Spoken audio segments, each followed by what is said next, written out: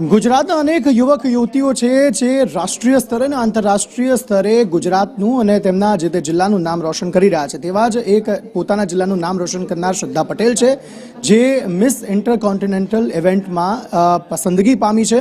કુલ 14 જેટલા લોકો હતા જેમની પસંદગી થઈ છે આખા દેશમાંથી, જેમાં ફાઇનલિસ્ટમાં શ્રદ્ધા પટેલ જે છે તે પોતે પહોંચી છે. આખું પ્રતિયોગી શું છે અને કઈ રીતના હવે તમે દેશ માટે વિદેશ માટે એ કરવાના છો? સો આ બેઝિકલી મિસ ઇન્ટરકોન્ટિનેન્ટલ નામ છે આખા પેજન્ટનું, અને આમાં 7 ડિફરન્ટ કોન્ટિનેન્ટ્સની બધી છોકરીઓમાં જે 7 ડિફરન્ટ કોન્ટિનેન્ટ્સની કન્ટ્રીઝની છોકરીઓ બધી આવીને કમ્પીટ કરે છે, અને એ બધી છોકરીઓમાંથી એક જે બને છે તે ટાઇટલ જીતે છે મિસ ઇન્ટરકોન્ટિનેન્ટલ 2025નું.